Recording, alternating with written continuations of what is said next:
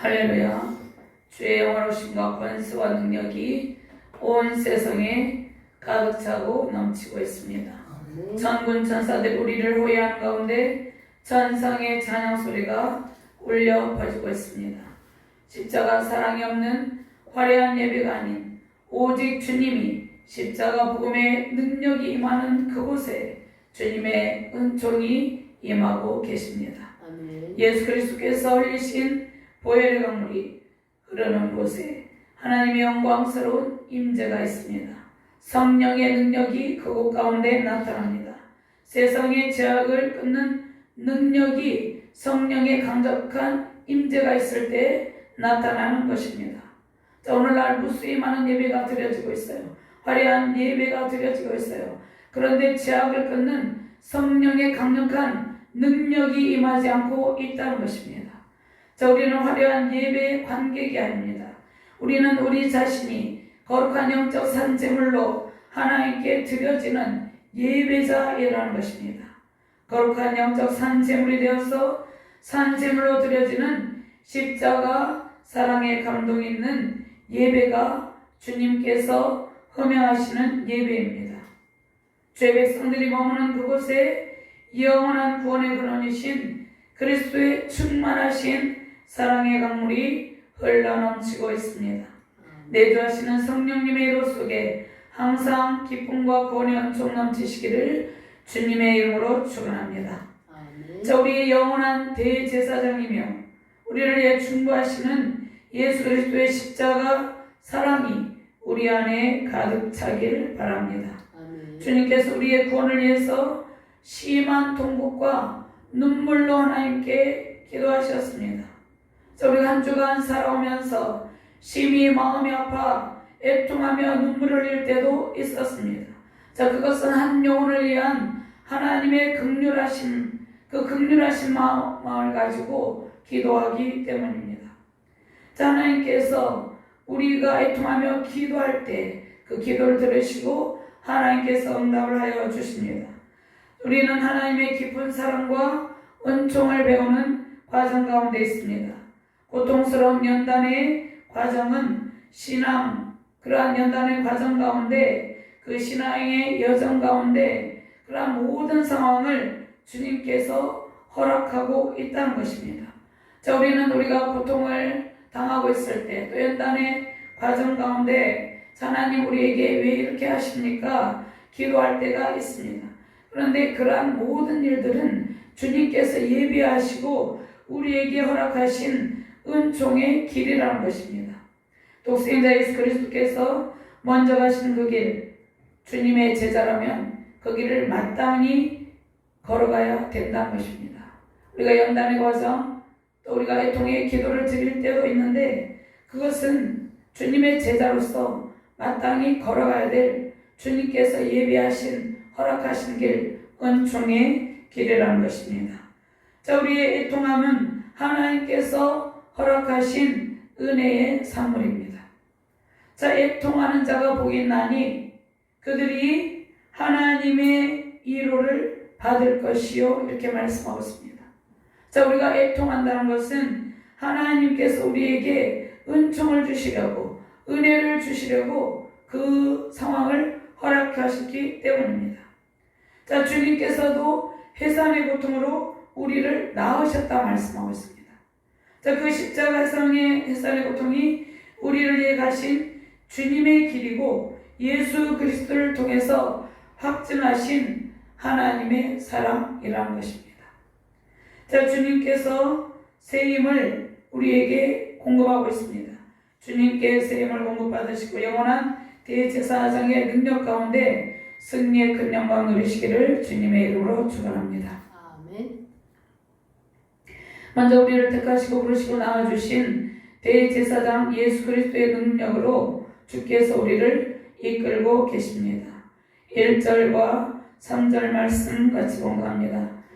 대제사장마다 사람 가운데서 택한 자이므로 하나님께 속한 일에 사람을 위하여 예물과 속지 않은 제사를 드리게 하나니 그가 무식하고 미혹된 자를 능히 용납할 수 있는 것은 자기도 연약에 휩싸여 있습니다.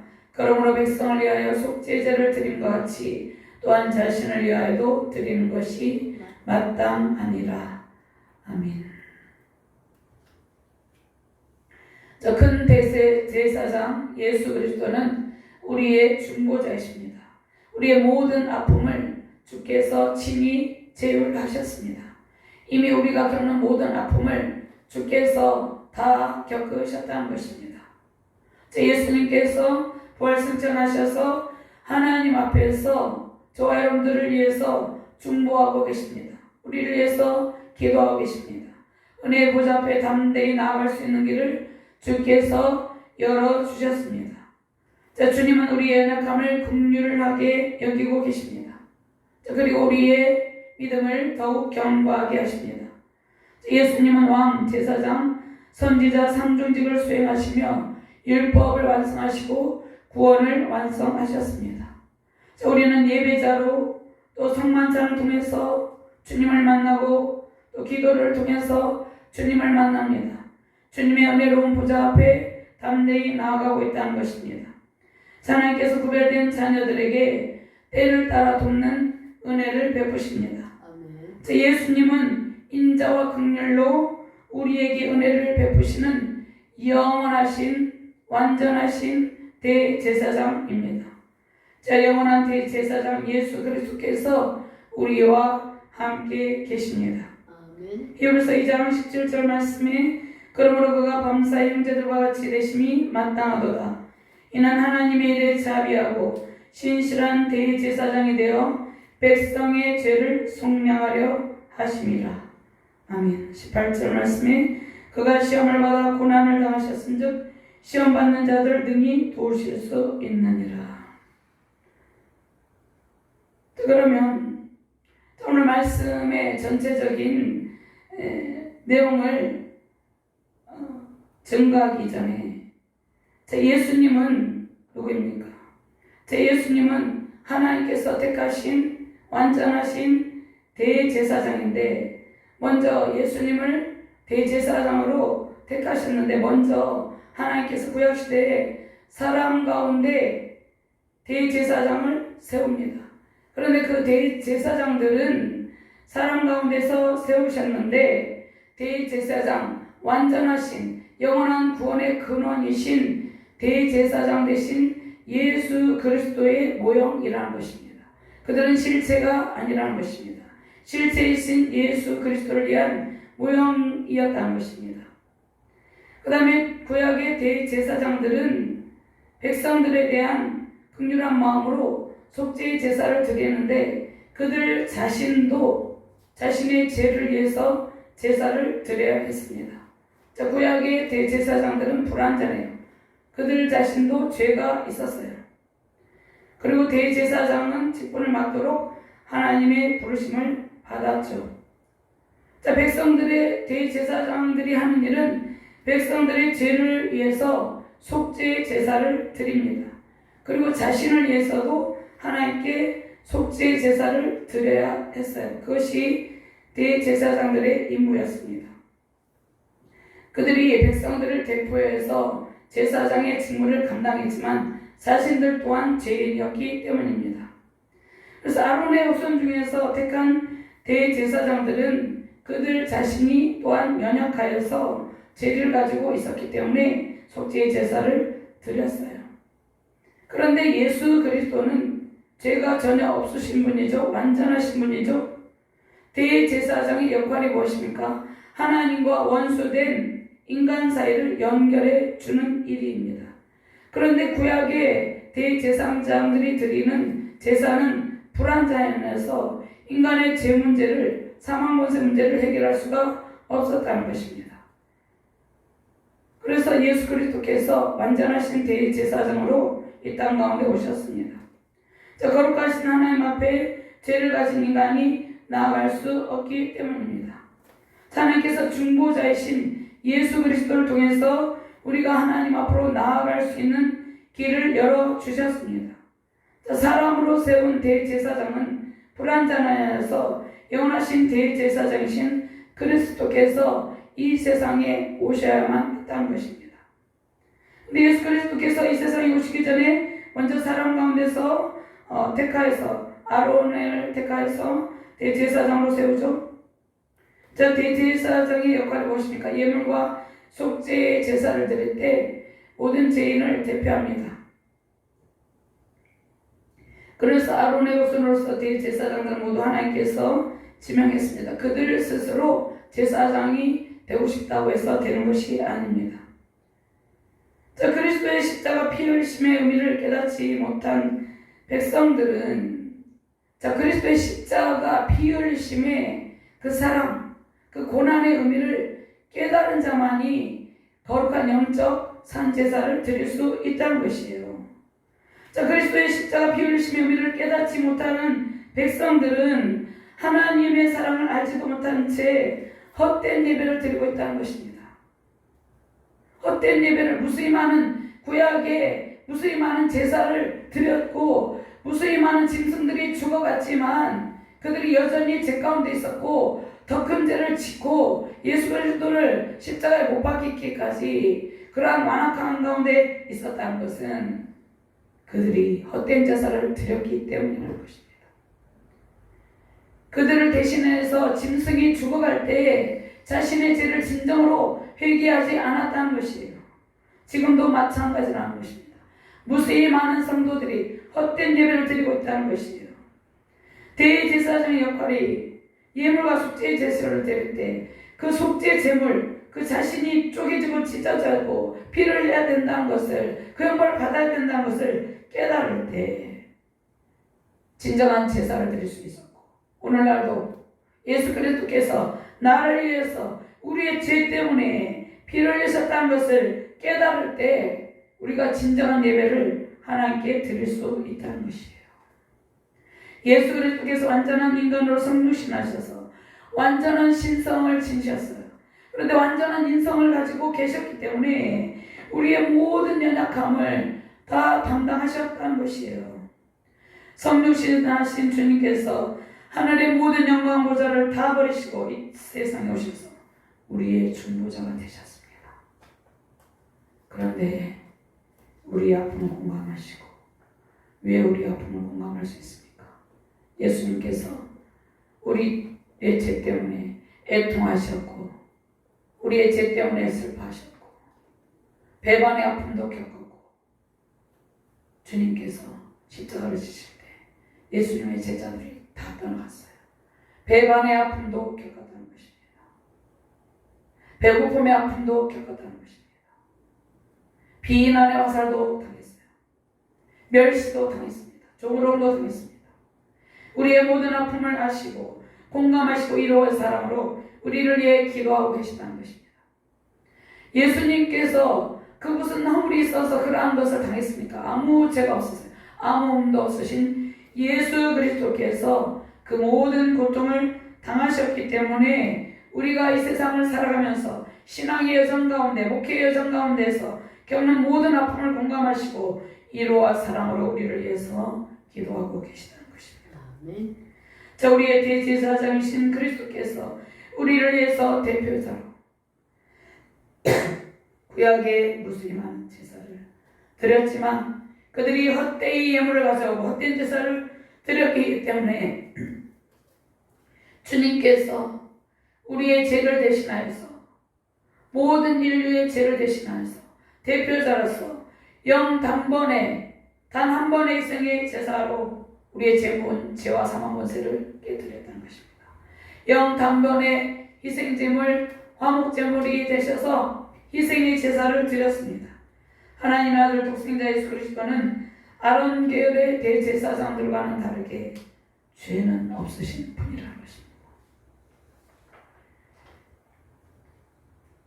요한복음 1장 4절 말씀에 그 안에 생명이 있었으니 이 생명은 사람들의 빛이라. 또 빌립보서 2장 6절 7절 말씀에 그는 근본 하나님의 본체시나 하나님과 동등됨을 취할 것을 여기지 아니하시고 오히려 자기를 비워 종의 형체를 가지사 사람들과 같이 되셨고. 아멘. 대제사장이신 예수 그리스도는 하나님과 우리 사이의 화목을 위해서 하나님 앞에 희생제물이 되셨습니다. 하나님의 구원 계획을 전달하기 위해서 또 성취하기 위해서 하나님 뜻을 사람들에게 전달하는 전달자 역할을 감당하시려고 이 땅 가운데 오셨다는 것입니다.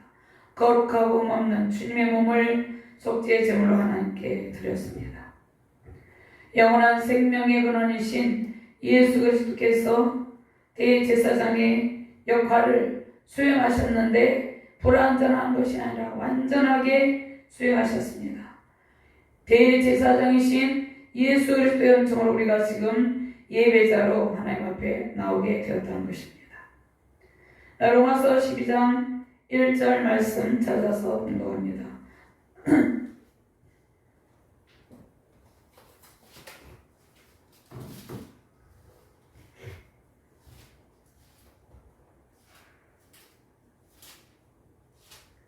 함께 공부합니다.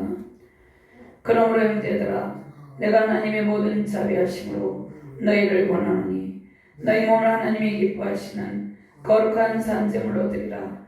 이는 너희가 드릴 영적 예배니라. 아멘. 자, 우리는 주님의 피 흘리심의 공로로 인해 예배자로 주님 앞에 서게 되었습니다. 자, 하나님께서 기뻐하시는 거룩한 영적 산제물로 드려지는 예배자로 승리하시기를 주님의 이름으로 축원합니다. 자, 오늘날 교회 안에 십자가 복음이 결여된 부분이 많이 있습니다. 교회 안에서 선포될 것은 오직 예수 그리스도의 피 흘리심 십자가의 복음이 선포되어야 된다는 것입니다. 십자가의 복음이 선포될 때 성도들의 제약이 끊어지고 그들의 믿음이 바로 견고해지게 되는 그러한 놀라운 역사가 나타나게 된다는 것이에요. 교회는 친구의 한 곳이 아니죠. 교회는 도덕적인 그러한 윤리를 논하는 것이 아니라는 것이에요. 십자가 복음을 선포하는 것이 교회라는 것이에요.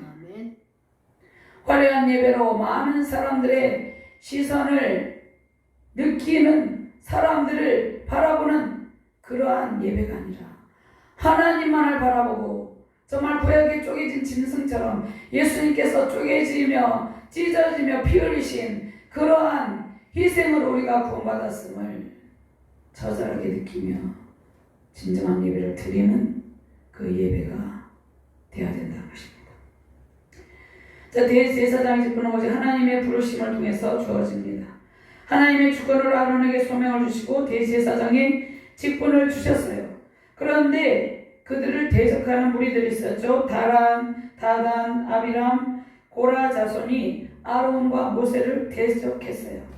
민수기 16장 3절 말씀에 그들이 모여서 모세와 아론을 거스러 그들에게 이르되 너희가 분수에 지나도다 회중이 다 각각 거룩하고 여호와께서도 그들 중에 계시거늘 너희가 어찌하여 여호와의 총에 의해 스스로 높이느냐.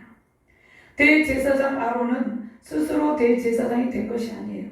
하나님의 주권으로 그 직분을 부여받았습니다. 하나님께서 존귀한 직분을 주시고 특별히 아론을 존귀한 대제사장 직분으로 부르심의 징표로 아론의 지팡이에 싹이 나게 하셨습니다.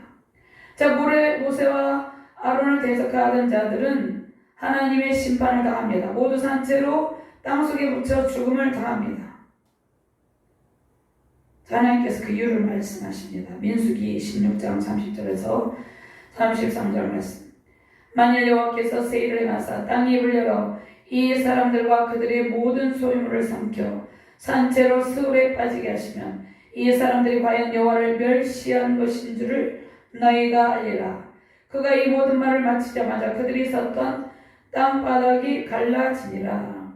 땅이 그 입을 열어 그들과 그들의 집과 고라에게 속한 모든 사람과 그들의 재물을 삼키매 그들과 그의 모든 재물이 산채로 스울에 빠지며 땅이 그 위에 덮이니 그들이 회중 가운데서 망하니라. 그러니까 아론과 모세를 대적한 것은 하나님께서 하나님을 대적했다 이렇게 말씀을 하고 있습니다. 하나님을 멸시했다 이렇게 말씀을 하고 있습니다. 그래서 하나님의 부르심과 사명은 하나님의 주권에 의해서 주어집니다. 그래서 주님께서 주시는 존귀한 직분은 인간의 힘으로 취할 것이 아닌 것임을 취할 수 있는 것이 아님을 보여준다는 것입니다.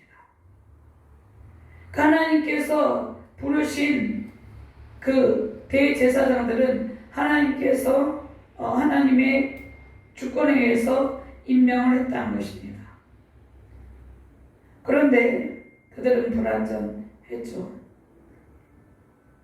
주님 주시는 존귀한 주권은 인간의 힘으로 취할 수 없고 오직 하나님께서 하나님의 주권 가운데 선택하여서 하나님께서 세워주십니다. 그런데 예수님은 하나님의 주권에서, 예수님도 하나님의 주권에서 임명을 받으신 영원한 대제사장인데 예수님은 다른 제사장들과 다른 점이 있어요. 아론과 같이 연약함으로 쌓여있는 분이 아니라는 것입니다. 예수님은 우리의 연약함을 체휼하셨지만 예수님 자신이 연약해서 그런 것은 아니라는 것이죠. 예수님은 멜기세덱의 반차를 따라서 대제사장이 되셨어요. 그리고 오늘날에는 하나님께서 목회자들을 세워서 하나님의 주권을 세우시고 맡기신 양을 돌보게 하시는데 하나님께서 목회와 목양의 직무를 감당할 수 있는 권한을 부여하셨어요. 그 권한을 부여하신 분도 주님입니다. 그런데 오늘날 화려한 예배로 세속주의, 인본주의적인 분위기 속에서 사람들의 관심의 대상이 되는 현대교회는 주님의 임재와 하나님의 영광이 임하지 않습니다. 예수 그리스도의 십자가 복음이 없는 곳에는 주님의 간절한 중보기도의 능력이 임하지 않는다는 것입니다. 우리가 간절하게 기도하죠. 근데 주님도 우리의 연약함을 위해서 간절하게 기도하고 계시다는 것입니다. 그 주님의 간절한 중보기도의 능력이 임해야지 우리의 문제가 해결되고 우리의 제약된 습관이 끊어지게 된다는 것이에요. 오직 십자가 복음과 하나님의 영광스러운 임재 가운데 거룩한 영적 산재물로 드려지는 진정한 예배자 되시기를 주님의 이름으로 축원합니다. 두 번째로 멜기세덱의 반차를 따르는 대제사장 예수 그리스도는 영원한 구원의 근원이 됩니다. 그분께 우리가 애통함이 기도할 때 그 기도에 응답을 해주십니다. 주님께서 우리의 고통 가운데 함께 계시고 왕같은 제사장의 영성의 삶을 살게 하십니다. 6절과 7절 말씀 같이 공부합니다. 또한 이와 같이 다른 데서 말씀하시되 내가 영원히 멜기세덱의 반차를 따르는 제사장이라 하셨으니 그는 육체에 계실 때에 자기를 죽음에서 능히 구원하실 이에게 심한 통곡과 눈물로 간구와 소원을 올렸고 그의 경건하심으로 말미암아 들으심을 얻었느니라. 아멘. 예수님께서 하나님을 영화롭게 하시는 사역을 했는데 예수님께서 7절 말씀에 보면 죽음에서 능히 구원하신 이에게 심한 통곡과 눈물로 간구와 소원을 올렸다 이렇게 말씀하고 계시죠.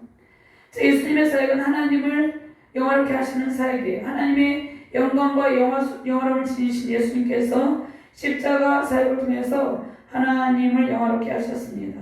요한복음 17장 2절 말씀에 예수께서 이 말씀하시고 눈을 들어 하늘을 우러러 이르시되 아버지의 때가 이르렀사오니 아들을 영화롭게 하사 아들로 아버지를 영화롭게 하게 하옵소서 이렇게 말씀하고 계시죠.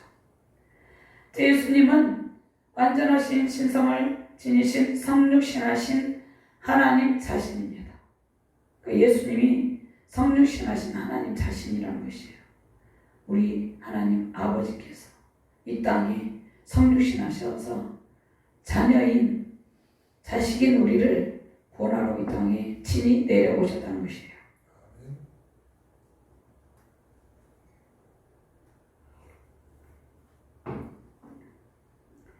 그런데 여기서 멜기세덱이 나오죠. 멜기세덱은 성경에 딱 한 번 나타나는 인물인데 창세기 14장 18절에서 20절 말씀에 나오는데요. 근데 예수님의 제사직도 단번에 한 번에 드렸습니다. 그러니까 예수님께서 영단번에 한 번의 제사를 희생의 제사를 한 번 딱 하나님께 딱 한 번 드렸다는 것이에요. 여러 번 드린 것이 아니라 한 번 영단번의 희생제물로 하나님께 올려 드려진 바 되었다는 것입니다. 그래서 한 번 그리스도께서 제사직을 행하시고 자신을 들여서 단번에 속죄 사역을 한 번에 마치셨다는 것입니다. 예수님께서. 그것이 어떠한 사건입니까? 십자가의 죽으심으로 예수님께서 구약에 수많은 짐승들이 죽었는데 예수님 자신이 희생제물이 들으셔서 우리를 위한, 예수님 죄가 없으시잖아요. 우리의 죄 속죄 사역을 완전하게 마치셨다는 것입니다. 히브리서 10장 14절 말씀 찾아서 한번 공부할까요? 히브리서 10장 10절 14절 말씀 함께 공부합니다. 이 뜻을 따라 예수 그리스도의 몸을 단번에 들이심으로 말미암아 우리가 거룩함을 얻었노라. 제사장마다 매일 서서 섬기며 자주 같은 제사를 드리되 이 제사는 언제나 죄를 없게 하지 못하거니와 오직 그리스도는 죄를 위하여 한 영원한 제사를 드리시고 하나님 앞에 한 제사 그 후에 자기 원수들을 자기 발등상이 되게 하실 때까지 기다리시나니 그가 거룩하게 된 자들을 한 번의 제사로 영원히 온전하게 하셨느니라. 아멘. 예수님께서 단 한 번의 제사, 십자가 못 박히시고 죽으심, 그 속죄의 구속사역을 통해서 우리를 영원히 온전하게 하셨다는 것입니다. 불완전한 우리를, 연약한 우리를 온전케 하셨다는 것입니다. 두 번째, 멜기세덱은 신비의 베일에 가려진 인물인데, 그는 족보도 없다고 말해요. 시작한 날도 없고 생명의 끝도 없고 신비스러운 그러한 인물이라고 말해요. 히브리서 17장 1절 말씀에 이 멜기세덱은 살렘 왕이요 지극히 높으신 하나님의 제사장이라 여러 왕을 쳐서 죽이고 돌아오는 아브라함을 만나 복을 빈 자라. 또 3절 말씀에 보면 아버지도 없고 어머니도 없고 족보도 없고 시작한 날도 없고 생명의 끝도 없어 하나님의 아들과 닮아서 항상 제사장으로 있느니라 이렇게 말씀하십니다. 여기에서 예수 그리스도가 생각나죠. 예수 그리스도는 영원하신 하나님이시고 또 예수 그리스도를 우리가 성령의 도우심이 없이는 전혀 알 수가 없어요. 그래서 사람들이 예수 그리스도가 누군지를 깨닫지 못하는 것이에요. 우리는 예수 그리스도를 믿고 내주하시는 성령의 도우심으로 예수님을 알게 되었다는 것입니다. 성령의 도우심 없이 인간의 지혜로 알 수 없는 분이에요. 그는 기묘자이며 전능하신 하나님이라는 것입니다. 이사야 9장 6절 말씀에 이는 한 아기가 우리에게 낳고 한 아들을 우리에게 주신 바 되었는데 그의 어깨는 정사를 메었고 그의 이름은 기묘자라 모사라 전능하신 하나님이라 영존하신 아버지라 평강의 왕이라 할 것입니다. 제 예수님은 성령으로 잉태되셨죠. 공생의 사역과 십자가 죽으신 부활승천 모두 인간의 이성과 지혜로는 이해할 수 없는 그러한 상황이죠. 예수님은 인간의 이성과 지혜로 이해할 수 없어요. 하나님께서 우리에게 예수님을 알만한 지식을 보여주셔야지 우리가 예수님을 알 수 있다는 것입니다. 예수님은 성령으로 잉태되셨죠. 그것도 인간의 이성과 지혜로 알 수 없죠. 그러니까 하나님께서 우리에게 내주하시는 성령님을 통해서 예수님을 알만한 지식과 지혜를 부어주었다는 것입니다. 그리고 날마다 예수님의 성품을 닮아가고 알아가고 있다는 것입니다. 그래서 성령의 내주하신 속에 우리는 주님을 믿고 예수님을 알게 되어서 예수님의 성품을 담게 된다는 것입니다. 자, 세 번째, 멜기세덱은 제사장이면서 동시에 왕이었어요. 자, 살렘 왕 멜기세덱은 평화의 왕이었다 말씀하고 있습니다.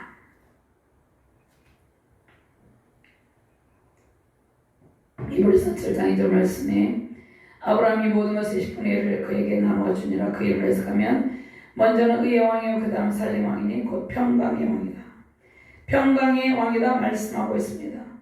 자, 예수님도 대제사장이면서 영원한 왕, 평강의 왕, 평화의 왕이셨습니다.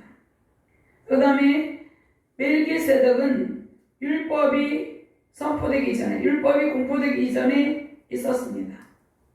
근데 예수님도 율법이 주어지기 전에 언제부터 있었습니까? 이 우주 만물이 창조되기 이전부터, 영원 전부터 예수님께서는 있었습니다. 그러니까 창세 전부터 계신 분입니다. 요한복음 1장 1절 말씀에 태초에 말씀 계시니라. 이 말씀이 하나님과 함께 계셨으니 이 말씀은 곧 하나님이시니라. 그러니까 이 하나님께서 성육신하셨다는 것이죠. 그러니까 어떤 믿음이 없는 사람들은 예수님이 어떤 2인 중에 한 사람이다 이렇게 생각하는데 예수님은 성육신하신 하나님 자신이라는 것입니다. 다섯 번째, 멜기세덱은 떡과 포도주를 가지고 나오는 아브라함을 맞이하러 나옵니다. 떡과 포도주를 가지고 나오죠. 떡과 포도주는 언제? 우리가 성만찬 할 때 예수님의 몸을 상징하죠. 포도주는 예수님의 피를 상징하죠. 그래서 예수님의 몸과 피의 그림자라는 것입니다. 창세기 14장 18절 말씀에 지극히 높으신 하나님의 제사장 이란 말씀 나오는데 살렘왕 멜기세덱이 떡과 포도주를 가지고 나왔으니 그는 지극히 높으신 하나님의 제사장이었더라. 그래서 멜기세덱은 하나님께 세우신 대제사장이고 예수 그리스도의 영원하신 대제사장직을 상징하며 대표하는 모형이라는 것입니다. 예수님께서 성육신하셔서 완전한 신성 완전한 인성을 지니심으로 우리가 지금 현재 살아가면서 느끼는 모든 고통을 다 느끼셨죠. 그리고 죄 없이 신 예수님께서 또 맨 처음에 공생의 사역을 시작하기 전에 사단의 시험을 받으시고 고통받으시고 애통하며 슬퍼하셨습니다. 근데 예수님은 항상 하나님 아버지를 기쁘게 하시는 아들이셨습니다. 그래서 예수님께서 이 십자가를 짓는 것이 너무나 고통스럽기 때문에 이 잔을 내게서 옮겨 주시옵소서 기도했죠. 그런데 나의 원대로 마옵시고 아버지 원대로 해달라고 기도했어요. 왜 그렇게 하셨습니까? 예수님은 순종하는 아들이셨기 때문에 완전한 순종의 영성을 지니신 분이셨기 때문에 그렇게 하셨다는 것입니다. 그리고 하나님 아버지를 기쁘게 하기 위해서 하나님 아버지의 구원 계획대로 예수님께서 이 땅 가운데 오셨기 때문에 성부 하나님, 성자 하나님, 성령 하나님, 성부 하나님께서 성자 하나님이신 예수님을 이 땅 가운데 보내셨기 때문에 그 아빠 아버지를 기쁘게 하기 위해서 예수님께서 십자가를 순종하시고 지셨다는 것입니다. 그런데 십자가를 지시기 전에 심히 고민하시고 슬퍼하시며 겟세마네 동산에서 땀방울이 핏방울이 될 때까지 간절히 하나님께 기도하셨다는 것입니다.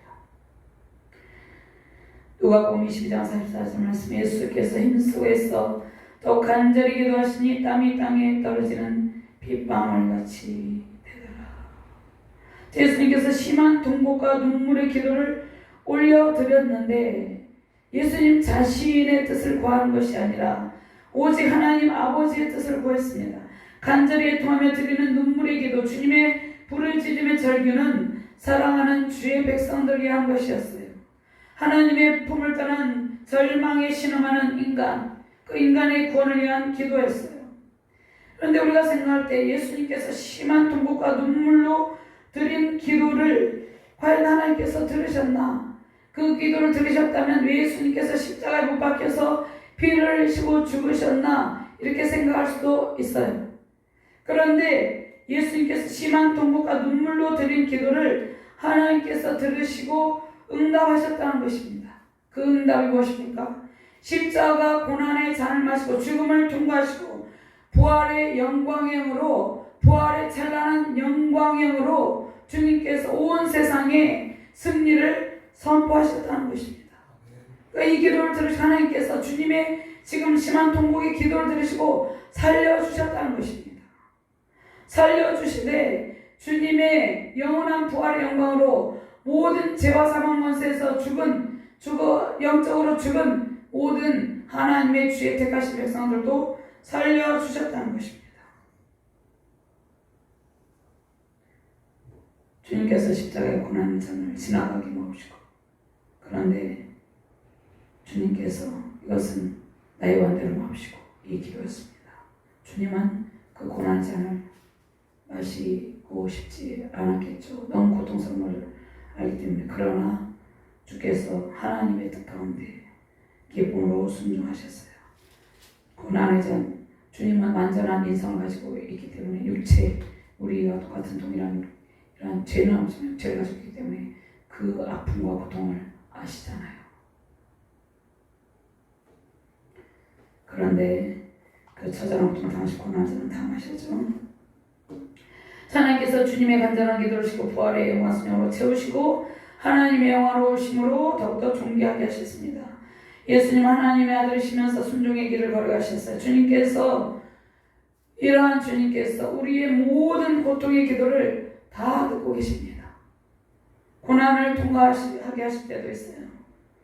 우리가 드리는 기도는 다 들으시고 주님께서 응답해 주신다는 것이에요.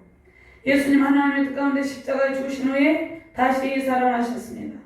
하나님 아버지 사람의 하나님의 뜻 안에서 기도하셨어요.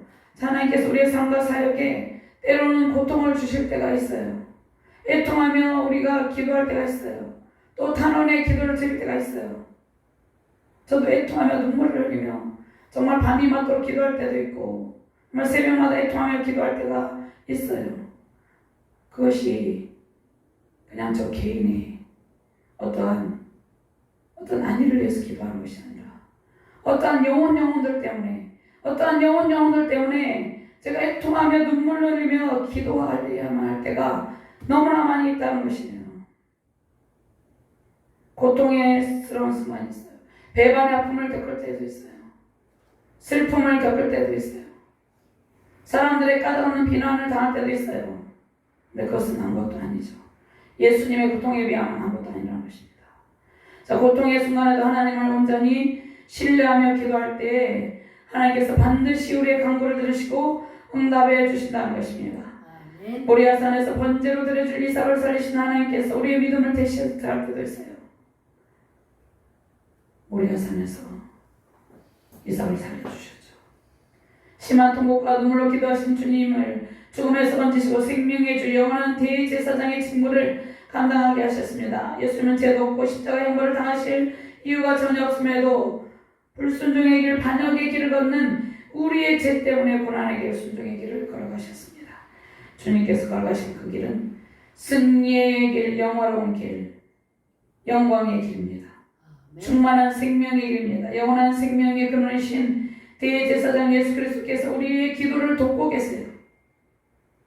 우리의 모든 아픔을 이해하시고 주님께서 이로의 손길로 우리를 어루만지시고 우리의 모든 아픔을 치료해 주십니다.